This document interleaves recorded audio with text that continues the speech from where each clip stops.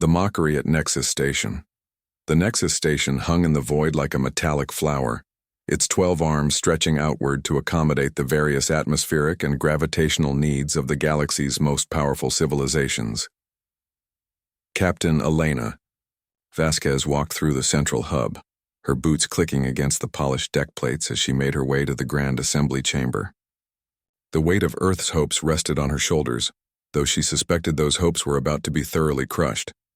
The chamber itself was a marvel of engineering, a vast spherical space with different environmental zones for each species. The Saurian Empire occupied the heated upper section, their reptilian forms basking under artificial suns. Below them, the insectoid representatives of the hive mind chittered in their pressurized enclosures.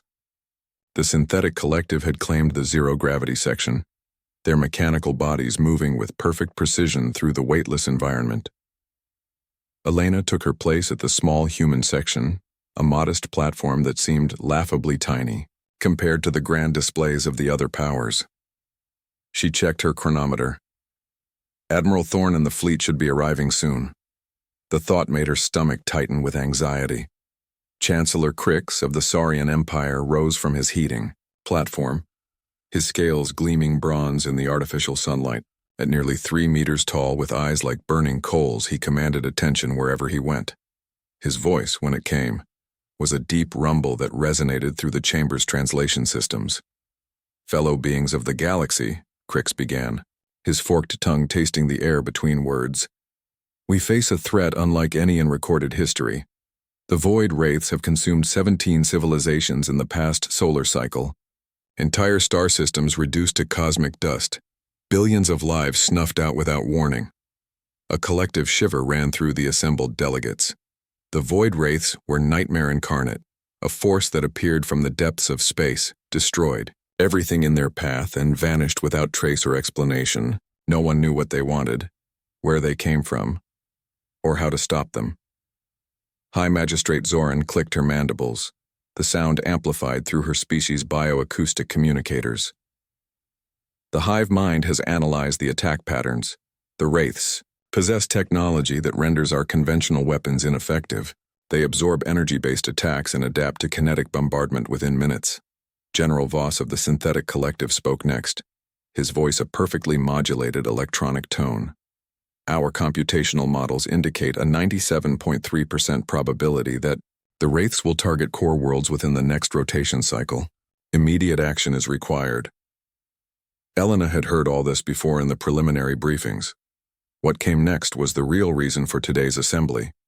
Each species would pledge their military might to the growing alliance, a show of force that might give the void wraiths pause. "The Saurian Empire commits 1,000 battlecruisers," Crix announced proudly. "Each vessel carries enough firepower to crack a moon. Our warriors have conquered half the galaxy and fear no enemy." The chamber erupted in approving hisses and roars from the Saurian section. Crix's chest swelled with pride as he basked in the adulation. Zoran was next. "The hive mind pledges 1,500 bioships. Our living vessels can regenerate damage and adapt to enemy tactics. We have seeded the void with our children, and they hunger for battle." The insectoid delegates clicked their approval in a rhythmic pattern that sounded like rainfall on metal. Elena noticed several other species nodding with respect. General Voss waited for silence before speaking. "The Synthetic Collective offers 2,000 combat platforms. Each unit operates with perfect coordination and computational efficiency. We do not feel fear, pain, or hesitation." The mechanical representatives remained silent, but their optical sensors flashed in synchronized patterns that Elena's translator identified as approval. Other species followed in turn. The aquatic depth swimmers promised 800 vessels. The energy beings known as the Luminari pledged 600 lightships. Even the usually peaceful gardener clans committed 400 of their massive seed ships to the cause. All eyes turned to Elena as the pledges concluded. She stood slowly, feeling the weight of thousands of alien gazes upon her. The human section seemed to shrink further under the scrutiny. "The Terran Federation," she began, her voice steady despite her racing heart, "pledges 8 ships to this alliance." Silence. Complete, Absolute silence that stretched for long seconds. Then the laughter began. It started as a low chuckle from one of the Saurian warriors. The sound was picked up by others, spreading through the chamber like wildfire. Soon, the entire assembly was convulsing with mirth. The hive mind's chittering rose to a crescendo. The synthetic collective's optical sensors flickered in what Elena recognized as their version of amusement. 8 ships? Crix wheezed between laughs, his scales rippling with each chuckle. Did you perhaps misspeak, human? Surely you meant 800? 8,000? Elena's jaw tightened. I meant exactly what I said, Chancellor. 8 ships. This only made the laughter worse. High Magistrate Zoran's mandibles clicked rapidly as she struggled to compose herself. Perhaps, she chittered, the humans should focus on evacuation efforts. Leave the fighting to those with actual military capabilities. The Terran Federation has been spacefaring for less than 2 centuries, General Voss observed, his tone clinical. Mathematical analysis suggests their technology is primitive compared to established galactic powers. 8 ships would contribute 0.1% of total fleet strength. Statistically, insignificant. Elena felt heat rising in her cheeks, but she kept her voice level. Our ships may be few, but they are effective. Earth requests assignment to the Advanced Reconnaissance Force. The laughter reached new heights. A Saurian warrior actually fell from his perch, still howling with mirth. The sound echoed through the chamber like thunder. Reconnaissance requires stealth and speed, Crix said, wiping tears from his reptilian eyes. Qualities that primitive vessels rarely possess. No, little human. Your 8 ships would be better served evacuating civilians from threatened worlds. Leave the real fighting to real warriors. Before Elena could respond, alarms began blaring throughout the station. The laughter died instantly as emergency lights bathed the chamber in red. A holographic display materialized in the center of the room, showing a star map with one system flashing urgent crimson. Incoming transmission from the Kepler's Edge system, the station's AI announced. Priority Alpha emergency. The hologram shifted to show a battle-scarred bridge. The being on screen was a member of the Traitor Confederation, his blue-furred face streaked with what looked like blood. His voice crackled with static and terror. This is Captain Feln of the merchant vessel Prosperity's Dream. The Void Wraiths have returned to Kepler's Edge. Massive fleet, over 200 vessels. They're systematically destroying everything in the system. We're trying to evacuate civilians, but... The transmission cut to static. The hologram showed the Kepler's Edge system, its 3 inhabited worlds now marked with the ominous symbol of Void Wraith occupation. The chamber erupted into chaos. Species that had been laughing moments before now shouted over each other, demanding action, assigning blame, arguing over response strategies. Through it all, Elena noticed something that made her blood run cold. The attack on Kepler's Edge was happening now, during their assembly. Almost as if the Void Wraiths were sending a message. Silence, Crix roared, his voice cutting through the din. The main fleet is still 3 days away from Kepler's Edge. By the time we arrive, there will be nothing left to save. Unless, Elena said quietly, her voice somehow carrying through the chamber despite its low volume. Someone could get there sooner. All eyes turned to her again, but this time there was no laughter. The implications were clear. The human ships were already in the sector, having arrived early for the assembly. They were the only force that could reach Kepler's Edge in time. General, Voss processed this information with mechanical precision. Terran vessels are currently 4.7 light hours from Kepler's Edge. Estimated travel time, 6 hours. However, 8 primitive ships against 200 Void Wraith vessels equals certain destruction. Better than doing nothing, Elena replied. Those are innocent lives at stake. High Magistrate Zoran's mandibles clicked thoughtfully. The human speaks truth. Even if their ships are destroyed, they might gather intelligence about Void Wraith capabilities, information that could prove valuable to the main fleet. Elena winced at the casual dismissal of human lives, but she had expected no better. To these ancient civilizations, humanity was barely more than clever animals. The fact that they were willing to sacrifice themselves for strangers, only reinforced that perception. "Very well," Chancellor Crix declared. "Let the humans have their glorious death. Perhaps their sacrifice will inspire songs in the ages to come." Elena activated her comm unit. "Admiral Thorne, this is Captain Vasquez. You've been monitoring the situation?" The response came immediately. "Confirmed, Captain. 8 ships are standing by for immediate departure. We'll be at Kepler's Edge in 6 hours." "Admiral," Elena said carefully, knowing that every word was being recorded by a dozen intelligence services. "Are you certain about this course of action?" There was a pause. When Thorne's voice returned, Elena could hear the steel beneath his words. "Captain, it's time the galaxy learned what Terran ships can really do." The transmission ended, leaving Elena alone with the weight of what was to come. Around her, the various species were already making plans for dealing with the aftermath of the human fleet's inevitable destruction.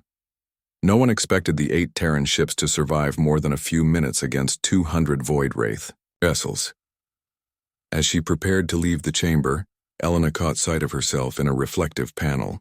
She looked small and fragile compared to the towering aliens around her. Her species was young, inexperienced, with no great military victories to their name. By every measure that mattered to the galactic community, humanity was insignificant. But, as she walked back through the station's corridors, Elena allowed herself a small smile. The galaxy was about to learn that humans had been keeping secrets. Big secrets. The kind that would reshape the balance of power forever. Behind her, the assembly continued its discussions about memorial services and intelligence gathering from the expected wreckage. None of them suspected that in a few hours, they would be the ones begging Earth for alliance. Elena reached her quarters and began composing a message to Earth. "Mission parameters confirmed," she typed. "Full disclosure authorized. It's time to show them what we're really capable of."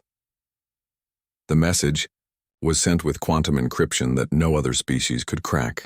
On the other side of the galaxy, 8 ships that looked small and unremarkable began powering up systems that defied every known law of physics. The masquerade was about to end.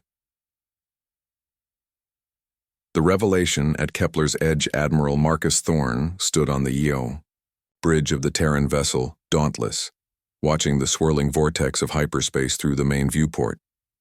Around him, his crew worked with quiet efficiency, their faces reflecting the gravity of the situation. In 5 minutes, they would drop out of FTL and face the largest Void Wraith fleet ever assembled. "Status report," Thorne commanded, his weathered hands clasped behind his back. Commander Sarah Chen looked up from her tactical station. "All ships report ready, sir.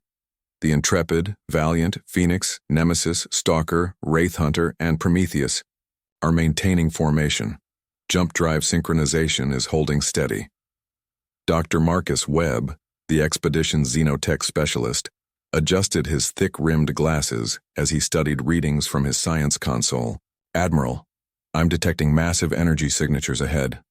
The Void Wraith fleet is even larger than the initial report suggested. I count at least 250 vessels."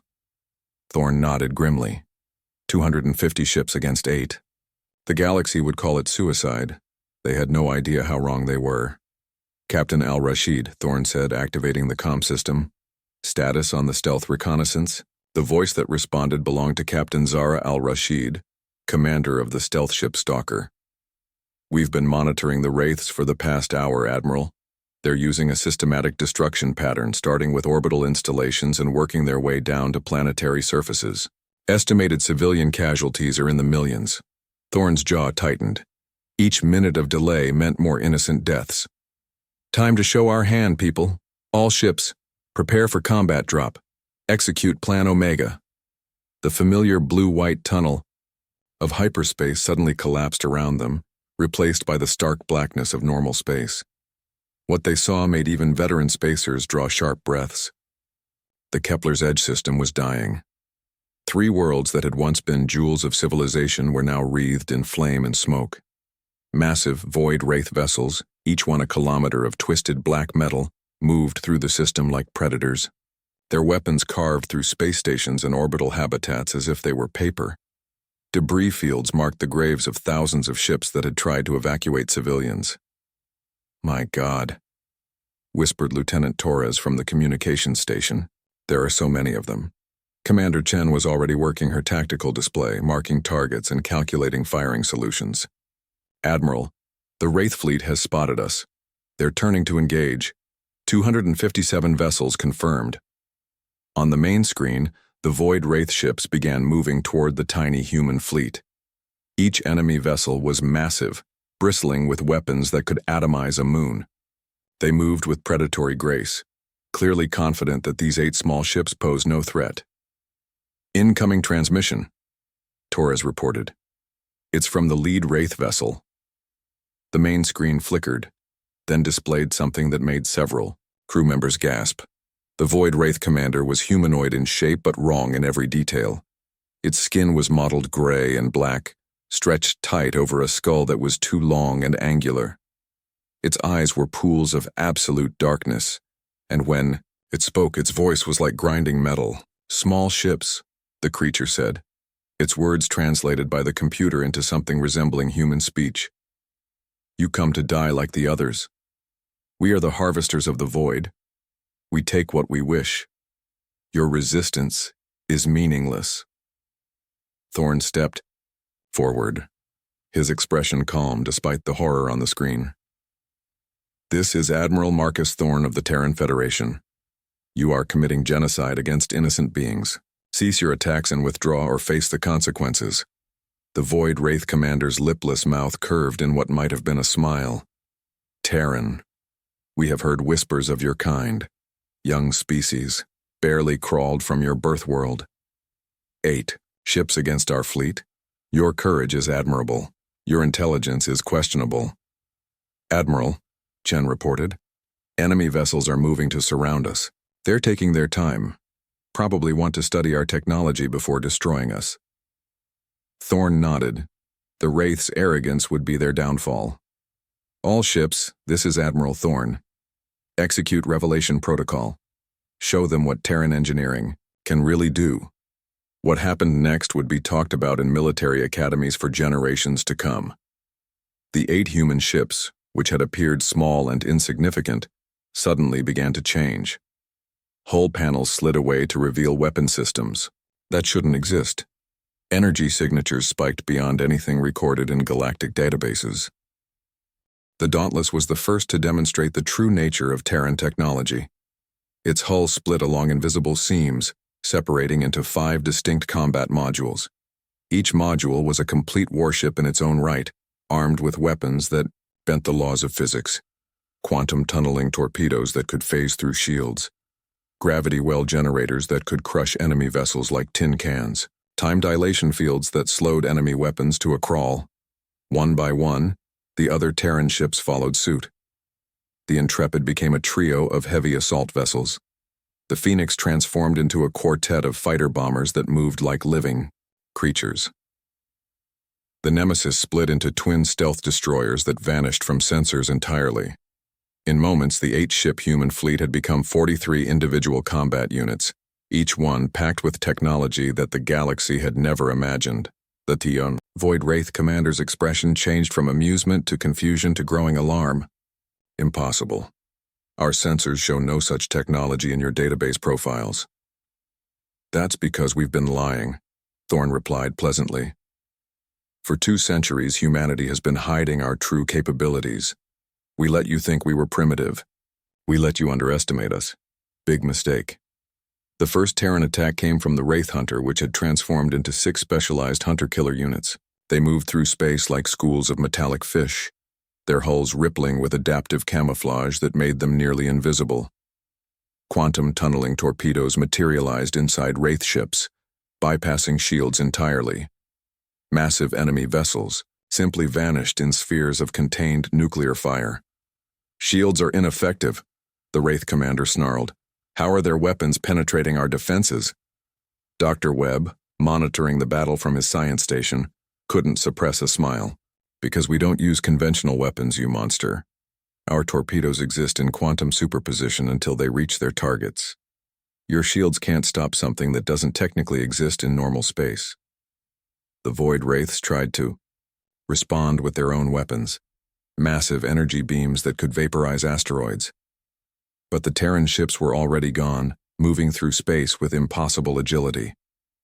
They didn't just dodge the attacks, they seemed to predict them, dancing through the void like they could see the future. Commander Chen was orchestrating the battle from her tactical station, her fingers flying over holographic controls. Temporal. Prediction algorithms are working perfectly, Admiral. Our AI systems are calculating Wraith firing patterns 2.3 seconds before they actually fire. Captain Al-Rashid's voice crackled over the comm system. Stalker squadron engaging from stealth, targeting enemy command ships. What had been the single vessel Stalker was now a pack of 4 invisible predators. They materialized inside the Wraith formation like ghosts, their weapons targeting the organic neural centers that controlled enemy vessels. Void Wraith ships began spinning helplessly as their command systems were surgically destroyed. "This is impossible," the Wraith commander screamed. "Your species has been in space for less than 2 centuries. You cannot possess such technology." Admiral Thorne's expression was grim as he watched the battle unfold. "We've had help. Every species in the galaxy has underestimated humanity for decades. They've shared their technology freely, thinking we were too primitive to understand it. What they didn't realize is that humans are very good at taking existing technology and making it better." The Terran fleet was moving through the Void Wraith formation like a scythe through wheat. Each human vessel fought with perfect coordination, their AI systems linked through quantum entanglement that allowed instantaneous communication across any distance. They moved as one organism, each ship knowing exactly where the others would be at any given moment. The Phoenix Squadron demonstrated another impossible technology. Their ships began aging rapidly, their hulls becoming covered with what looked like crystalline growths. But these weren't signs of decay. They were evolutionary adaptations happening in real time. The Terran ships were literally evolving to counter Void Wraith weapons. "Adaptive hull plating is responding to enemy fire," reported Dr. Webb. "Each hit is teaching our ships how to resist that specific weapon type. In another few minutes, Wraith weapons will be completely ineffective." The battle was becoming a rout. Terran ships that had seemed laughably outnumbered were systematically dismantling a fleet that had conquered 17 civilizations.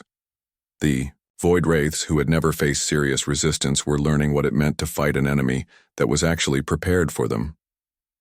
"All Wraith vessels," Thorne broadcast on an open channel, "this is your final warning. Surrender now or be destroyed. We're not like the other species you've bullied. We don't surrender, we don't run, and we don't forget." The Wraith commander's image was flickering now as his ship's systems failed around him. What are you?" "We're human," Thorne replied simply. "And we're done hiding." The final phase of the battle was almost anticlimactic. The Terran ships had adapted to every Wraith weapon, their shields now impervious to enemy fire. Meanwhile, Terran weapons grew more devastating with each passing moment. Quantum torpedoes began causing chain reactions, each explosion triggering failures in nearby Wraith vessels. In less than an hour, the great Void Wraith fleet was reduced to floating debris. Of the 257 enemy vessels, only 1 remained intact. The command ship, its weapons offline and its engines dead. "Prometheus, this is Admiral Thorne," the Admiral said calmly. "Prepare a boarding party. I want to know everything about these creatures, where they came from, what they want, and how many more of them are out there." As the human Marines prepared to board the captured Wraith vessel, messages began flooding in from across the galaxy. The Galactic Council had been monitoring the battle through long-range sensors, and the implications were staggering. The first message came from Chancellor Crix of the Saurian Empire. The proud reptilian who had mocked human capabilities just hours before now sounded shaken. "Admiral Thorne, the Saurian Empire wishes to discuss immediate alliance terms with the Terran Federation." High Magistrate Zoran was next. "The Hive Mind has reconsidered its position regarding human military capabilities. We request immediate tactical consultation on Void Wraith countermeasures." General Voss's message was typically direct. Previous assessments of Terran technology were in error. The Synthetic Collective requests comprehensive technology exchange protocols. Admiral Thorne looked around his bridge at the crew that had just accomplished the impossible. They had taken 8 ships against 257 and won, decisively. More importantly, they had done it while the entire galaxy watched. "Admiral," Commander Chen said with a smile, "we're receiving alliance requests from 47 different species. Apparently everyone wants to be humanity's friend. Now," Dr. Webb chuckled as he studied the readings from the captured Wraith vessel. "Funny how attitudes change when you realize the primitive species has been holding back for decades." Captain Al-Rashid's voice came over the comm. "Admiral, the stealth reconnaissance is complete. I'm detecting void Wraith installations in 17 different systems. Looks like we've got a lot more work ahead of us." Thorne nodded, watching the rescued civilian ships emerging from behind the planets where they had hidden during the battle. Millions of lives had been saved today, and the galaxy had learned a crucial lesson about underestimating humanity. "Set. Course for Nexus Station," he ordered. "It's time for a proper introduction. The galaxy is about to learn what the Terran Federation is really capable of." As the transformed human fleet began moving toward the jump point, Admiral Thorne reflected on the day's events. For 2 centuries, humanity had played the role of the young, inexperienced species. They had been laughed at, dismissed, and underestimated, but that had been the plan all along. Sometimes the best strategy was to let your enemies think they were winning. Until it was too late for them to do anything about it, the masquerade was over. Humanity had revealed its true strength to the galaxy, and the galaxy would never be the same again.